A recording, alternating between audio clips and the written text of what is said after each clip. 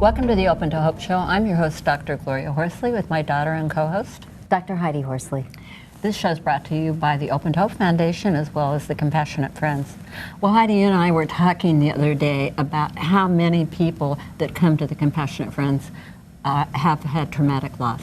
Yes, I think a big percentage, and in fact, I think it's over 50% have had sudden traumatic loss. I mean, we certainly did, because Scott, my brother, your son, and my cousin died traumatically in a very traumatic car accident at the age of 17. So, you know, and it's interesting dealing with traumatic loss because I think part of you're grieving, but you're also dealing with the trauma and the traumatic way that the person died. And it's hard because sometimes you can get stuck in that trauma narrative. With Scott, I did, because you know the car that he was driving and blew up, and I was often stuck in that piece of, you know, how he died and did he suffer and what was it like for him at the end. Yeah, and it's kind of interesting because flash forward down the road, this was in 1983 that he died. We got involved with working with the 9/11 families with the Columbia University study, right? Right. So yes, fast forward in 2001, I moved back to New York from San Francisco to work for 10 years with families that had had a family member die in 9/11. And those families obviously were dealing with traumatic loss. And one of the things that was really interesting is that I remember on the team that there weren't that many people who they had been traumatized themselves by 9/11 because they lived in Manhattan, but most of them had not had that traumatic experience themselves, and you really, they turned to you in some ways. Right. I think when you've had a traumatic sudden loss, as our guests have today, what happens is when you hear stories from other people, you can say, you know, what these families are going through is normal. What they're dealing with is a normal thing to deal with when you've had a sudden traumatic loss. So I didn't pathologize what the families were going through, and they weren't in complicated grief. They were just trying to deal with the shock. The shock of how it happened. And you know, these families in 9/11 were murdered. Yeah. That was the other piece of it. Yeah. So. And I don't think people realize how traumatic the sudden loss is if they haven't had it, how it impacts you physically when you hear that. Absolutely. Yes. It's very shocking. So why don't you introduce our guests today, because we're going to have a great discussion about men and grief. Okay, I'd love to. So our guests today are Jim Giaccone, and we've actually had him on the radio show. And we also met him at the 9/11 Yes, you did. Memorial. Oh, you weren't with me that day, No. were you? He spoke. It was fabulous about his brother Joe and the 9/11 and the memorial. It was wonderful. We'll he be works talking down at about the Tribute Center. And so his brother's name is Joe, and Joe died in 9/11. And Jim now works with an organization called Tuesday's Children, and he actually he mentored two boys that lost a dad on 9/11 and has been working with these boys for many, many years. Fantastic. And as you know, recently Jim was a finalist for NASCAR for the Betty Jane France Humanitarian Award, and he actually won $30,000 as a finalist and was able to give that back to Tuesday's Children. That's great, and we're going to show a wonderful clip that Tuesday's Children did of him. Yes, and then we're going to talk with Franklin Cook, and we've had Franklin on the show before, and he is a good friend of ours, and he is the founder of Personal Grief Coaching, and Franklin's dad died by suicide.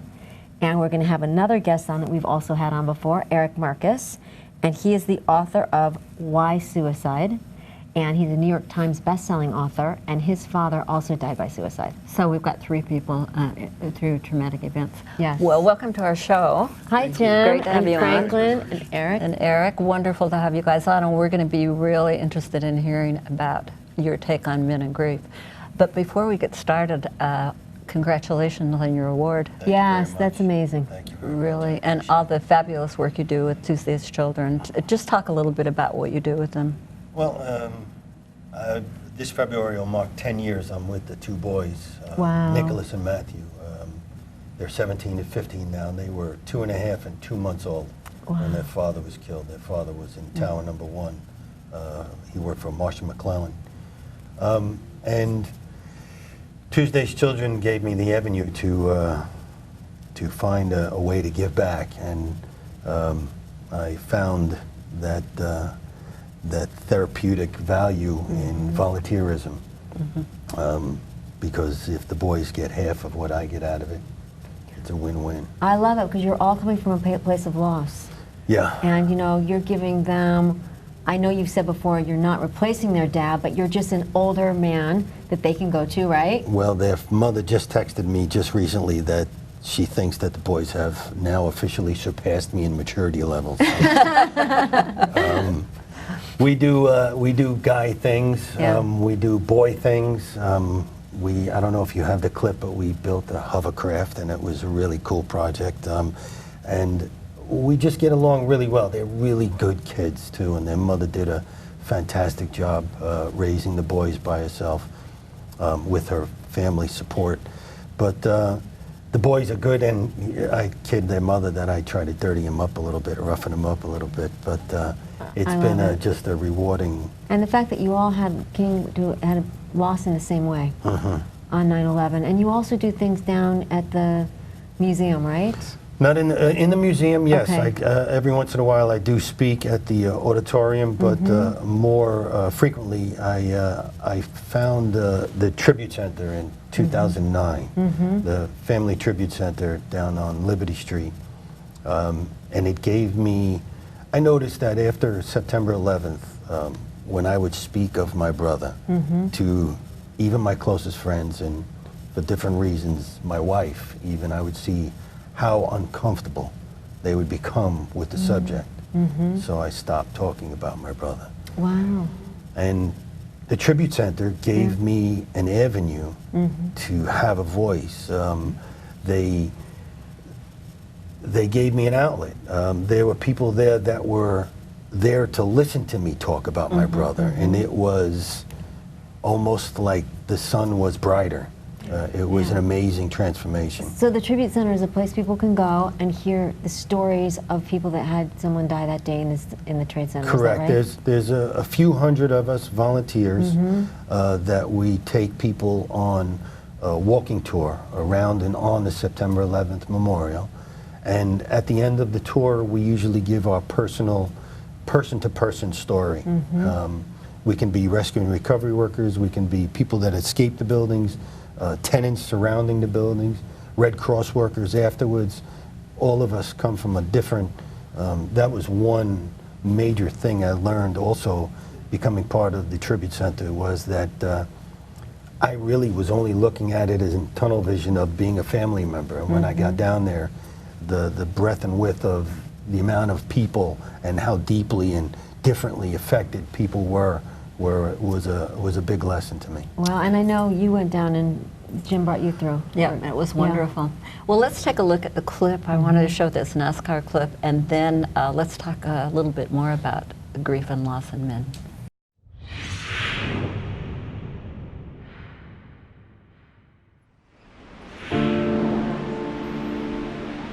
My brother went to work early on September 11th, and he disappeared. This is the only place that we have for my brother. This is his memorial. There is nothing that has happened to me that I wouldn't have traded to have him back. I miss him terribly. My name is Jim Giaccone, and I've been a volunteer with Tuesday's Children for the last 10 years. I got involved with Tuesday's Children after my brother Joe was killed on September 11th, 2001. I am not a rich man, so I thought the most valuable thing I could give was my time. Jim has been one of our most involved family members. He helps us out in so many different ways. He's gotten in-kind resources for us, helped plan programs, he's gotten venues for us, he's done marathons and triathlons, and he's instrumental in our mentoring program. I thought by sharing my time with boys that were affected by September 11th, I would be sharing my brother with these boys also. Jim has personified what we want a Tuesday's Children volunteer to offer. I think this was a perfect way to make my brother live on. I think he would be proud. Fabulous. Wow. I Well, love that. Yeah, it's wonderful. I'm just thinking, you two guys watching this, how would you have liked somebody like Jim working with you? Exactly, right? I'm thinking that When too. my dad killed himself, everyone scattered. There was nobody. I could imagine. Nobody. I was recently at a TAPS conference where there was a good grief camp, And that's the Tragedy Assistance Program, right? For survivors, the military? yes, they provide support to people who've lost loved ones in the military to suicide, accident, and combat. And over the course of this weekend, there was a camp for the kids who've lost parents or other relatives, and each child is matched with a mentor. And I was there to observe, and I saw these kids who were my age or younger, and they're each matched with someone from the military for the weekend, and I thought, what a wonderful thing for them. And also in the back of my mind was, oh, that would have been so wonderful to have as a child. Franklin, you got a thought on it? Well, I just, you know, trauma shared is trauma lessened, you know, as long as you're in a healthy setting, you know, to do that, to know just partly that you can survive it, partly somebody who's there, who has been through it, is just a model, an example that, yeah, there still is hope, because at first you have to see somebody make it. You don't believe you're going to make it, you know, or at least from my experience was for a time. I didn't believe I was going to survive it. So seeing somebody who has is very helpful. I remember talking to one of my neighbors, took her life and left 3 young children, and I remember talking with her 8-year-old once, and that's after she died, and I said, when my dad took his life when I was very young, and he looked up at me with this sort of expression that I can't even describe. And he said, "Really? You too?" And there was an instant bond across the decades. And I imagine, Jim, for the kids that you worked with, they look at you and know you've been traumatized too, and it's a special There's bond. definitely a realization, and they have spoken about it with me, that they know. In fact, it's within the clip. If there was more time, they speak of the fact that they appreciate the fact that they had almost a similar loss as me, and I can't help but feel for you guys, because at the time your fathers killed themselves, there was not this, you know, I was fortunate in a way that September 11th there was an outpouring of support, and I feel bad that you guys didn't have that opportunity. Well, Jim, you know what this brought up for me too.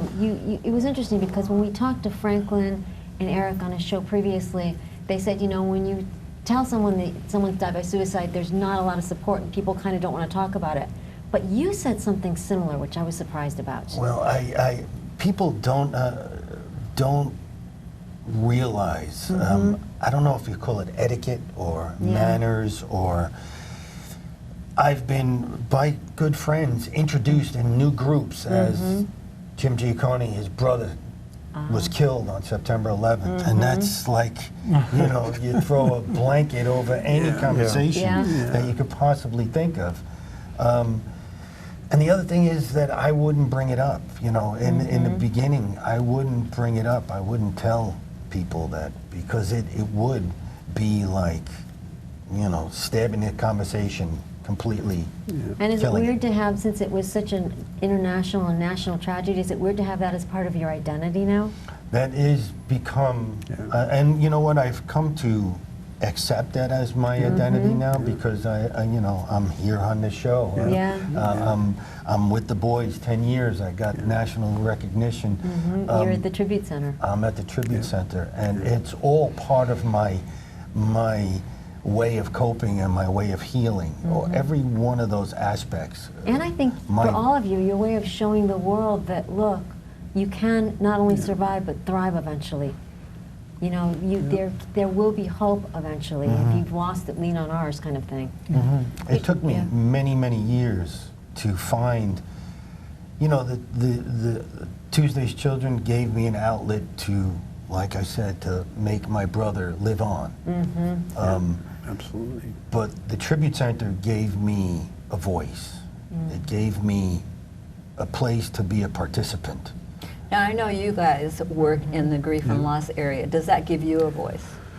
Yeah, I would say for me, first of all, I really resonated with what you said about identifying with it, because since 1999, I have worked, you know, full time. I started as a volunteer, but I worked full time in the field. So whether I identify that's my identity The or not. real- That is my identity from out there. Yeah. That Franklin is a survivor of suicide loss, and I work with survivors and all that. So, but I'll tell you, I just also so relate to the importance of telling my father's story, of there being a place for that where it's welcome, of you know, he lives on. You said it as well as any. My father lives on through my work, and I love that. I love that. And how about you, Eric? Yeah. You actually wrote a book, Why Suicide, before you really talked about it, which is that you were an author It's and true. you I'm a little wrote embarrassed a to book. say that I wrote about support groups. I wrote about the experience of suicide loss.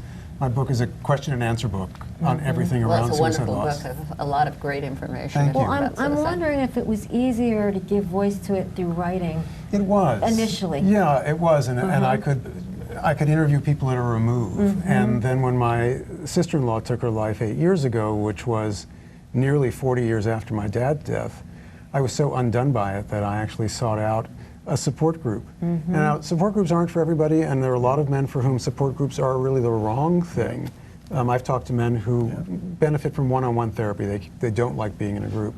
But I really loved being surrounded, well, loved is the oddest way to put it, but it was such a comfortable place to be, surrounded by people. I went to one Survivor Day event. This is International Survivors of Suicide Loss Day.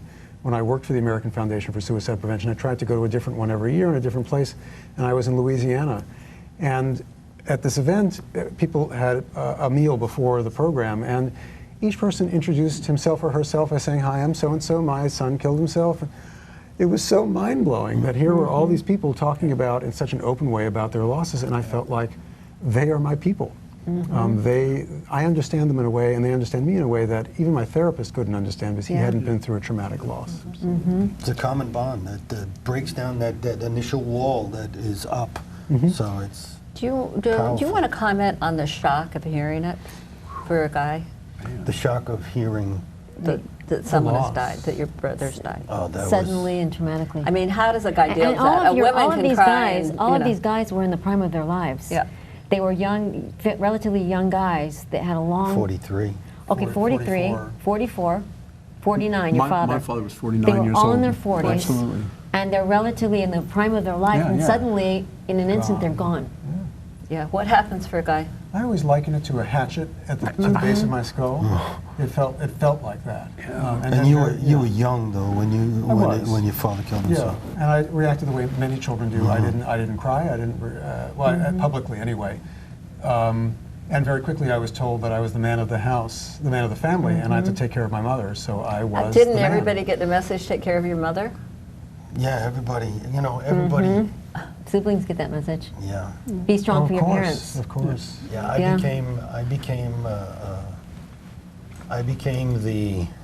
I became Switzerland between our families, and I filtered what was allowed through to the other side, just to try and keep the family together. Wow. And it worked. It worked because as of today, our families are still together, and my niece and nephew are very close, and so So you're keeping it. Yeah. it was good. How about you, Franklin? Yeah, the shock, to me, it just seemed like numb. Like absolutely numb. And it isn't that I didn't react emotionally or any of that, but really, I couldn't tell you much about the first couple weeks, especially, and couldn't have told you even when I was closer to that time. It was a long time ago, but really, really numb, really a state of disbelief that the world is still spinning, Right. basically, is how it felt to me. Yeah, it's almost like you feel like the world should come It's to a like- screeching halt. It seems like it Right. should. Don't I remember- It people- seems like it did. That Right. night, that night, standing in the shower, thinking, first of all, survivors. I was thinking, how can I even take a shower when he is maybe out there? Because that was still Right. September 11th. Yeah. It was surreal. It was that the world should stop spinning, that this can't be happening. Right. So what do you guys, let me get tips for people that are watching this show? Rub some dirt on it, What get do they back need? out. What did you say? Rub some dirt on it, get back out there. You guys were saying earlier, buck up, right, Yep. or whatever. Suck it up, walk it off. Guys are supposed to do. Yeah. And it's for most guys, it's a disaster. Yeah. So you bottle it up. I when I was 21, I was depressed and I couldn't understand why. And I decided. Actually, my mother said you need to see a therapist, but she was afraid I'd kill myself. And I had no idea what it was about. And I went to the therapist because I just was so unhappy, and I didn't want to be unhappy the rest of my life. 3 seconds in, we're talking about my father, and it was about that. And I think if you decide not to deal with it, or if you simply can't, it will come back. And you'll wind up dealing with it in a way that's really messy, even messier than it might have been when you did it if you did it when you were young. So your advice is get some help if you're Get some help, whatever form it is. Yeah. A support group, one-on-one counseling, peer-to-peer, but don't do it alone. Yeah. You know what I love now too, if that's not the place for you, is you've got all these chat rooms, these private chat rooms, also on the internet that people can visit. And I don't know how you feel about those, but Well, so first of all, if you're going to go someplace online, I would recommend someplace like the Alliance of Hope, where it's a moderated yeah. So board. that's But Alliance of Hope. allianceofhope.org. But the .org. fact is that 80 or 90% of the people who go there are women. The fact is that if you walk into any support group, and I've walked into hundreds of them, Yes. 70 or 80 or 90% of the people there are women. But I'll tell you, I just did a workshop for men at the TAPS conference in Tampa, and men need to talk to men. I think, like, I had a room full of men, 25 guys, and they could identify all these things that we drink at it, or we hide from it, or what, they all know how it works, but these guys are working on coming out of it. Some of them are very, very past all that, and just don't hide, don't isolate, don't drink at it. That's what I did, because that's accepted. Like a guy, if you want a painkiller, that's the real deal there, You so self-medicate through alcohol. Self-medicate. And nobody's going to say Men anything if you're having your fifth right. beer. That's okay, man. Like Go have a scotch. yeah, exactly. So Franklin and I did a men's grief group together a year ago, and it was extraordinary. it was extraordinary. Because it was the men talked in a way that they wouldn't. And they said, we would not talk this way in front of women. And it was true. It was. And they were open in a way that I found surprising and also very encouraging. Yeah, absolutely. I've had it happen many times because I don't work with men, in an ambitious sort of way, but it happens to me a lot because here we are, and once you get them in the right place, they might still be reticent, or they might do it in their own way or whatever, but they are for real. We are for real, once we get a place to talk about it. And I'm wondering, Jim, have you had an opportunity to be in a group with other 9/11 families and talk I've been about in it? multiple. Okay. About a year after, in about 2002, I found a support group. And it was good in the beginning, but it definitely ran its life. Was this men, all men, or? No, it was siblings. Oh, Okay. siblings. I was going to ask you. It was siblings. And I noticed that I was not personally getting, the group continued, and I personally did not feel that it was of value to me. Yeah. I did try it, and I went for probably a few months, and I didn't find it of value. Yeah. That's a good point, too. One thing I like about the Compassionate Friends, it's for people who've lost children. And siblings and grandchildren. And one thing I like about it is we meet the fourth for Monday in every month in our chapter in Redwood City. And it just goes on, and if people want to come once, they can come. If they want to come twice, if they have an anniversary reaction, they can pop back in. These pop-in an peer open support group. groups are kind of nice, because sometimes you don't always need, to come back. Yeah, I think everybody needs to find their own way, and I would say, especially for men, like, write about it if you don't want to talk about it, or build something, build something with your own two hands that memorializes, or that your person would have liked to have been involved in, or whatever. It's not about the thing. It's interesting you're talking about the writing, because there's been research studies that have shown after traumatic loss that have been done with police officers. After traumatic loss, if you write about the trauma, there's something very therapeutic about writing. Physical writing. The And physical not- yeah. writing. And then they say take it and destroy it and throw it out, and you can keep writing your narrative in different ways. And it somehow purges it and gets it out of your system.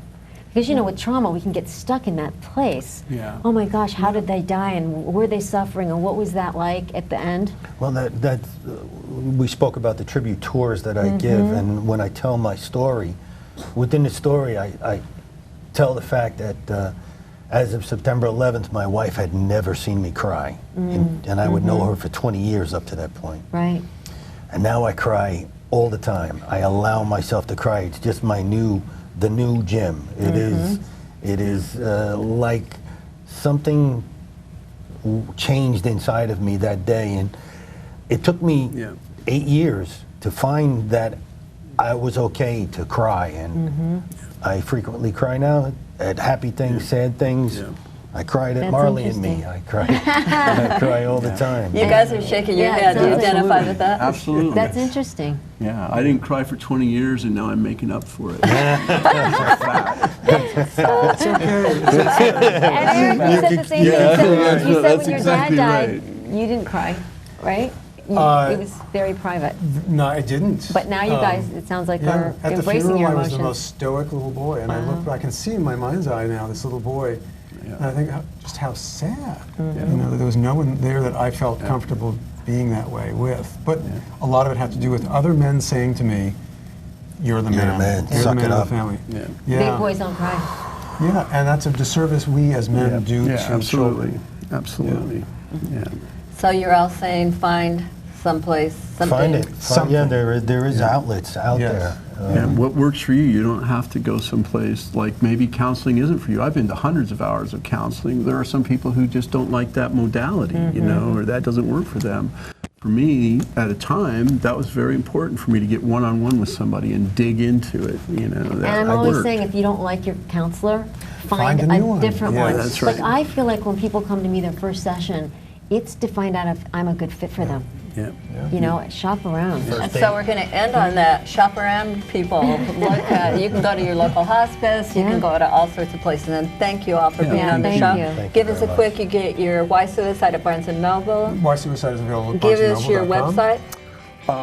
Personalgriefcoach.com. And then teach your And children. where can we find you? Tuesday's Children? TuesdaysChildren.com. Great. .org. Good. Thanks for good. watching this show today. And Heidi and I always want to remind you that if you've lost hope, please lean on ours till you find your own. And God bless.